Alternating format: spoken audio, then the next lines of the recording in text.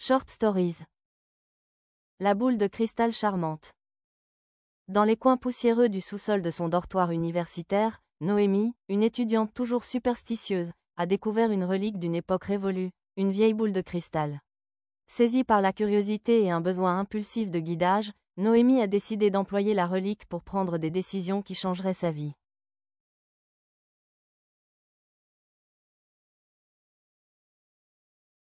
D'abord, elle a sondé la boule de cristal à propos de ses sentiments naissants pour un camarade de classe. Devrais-je lui proposer un rendez-vous ? A-t-elle demandé, sa voix résonnant dans la pièce faiblement éclairée. Dans la profondeur de la boule de cristal, une réponse en un mot s'est matérialisée, oui. Rassemblant son courage, elle a suivi le conseil et a été ravie lorsque le garçon a réciproqué ses sentiments.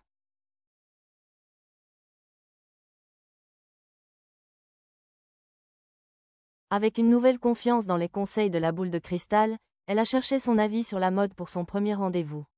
Devait-elle porter sa plus belle robe ? À sa surprise, la boule de cristal a suggéré un simple jean et un t-shirt. Surmontant son scepticisme initial, elle a adhéré à sa directive. Le compliment de son rendez-vous sur sa simplicité rafraîchissante a renforcé sa foi dans la sagesse de la boule de cristal.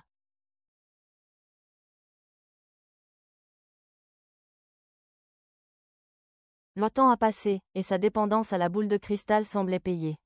Sa vie amoureuse a fleuri, et chaque conseil de l'énigmatique orbe s'est avéré bénéfique.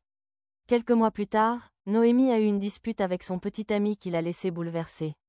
Elle a cherché les conseils de la boule de cristal, mais pour la première fois, celle-ci n'a pas du tout répondu. Elle l'a secouée et a réessayé, mais elle ne voulait pas lui répondre.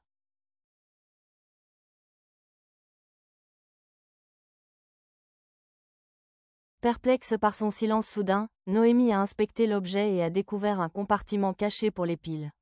Elle a ouvert le compartiment, a retiré la vieille pile, et a été surprise de lire l'étiquette en dessous, générateur de réponses au hasard.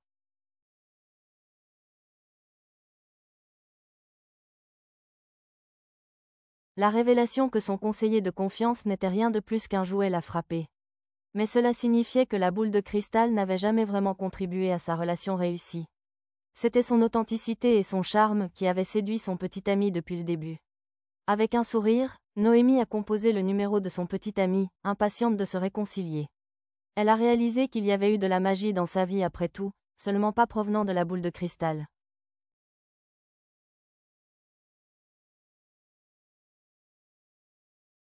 Translation.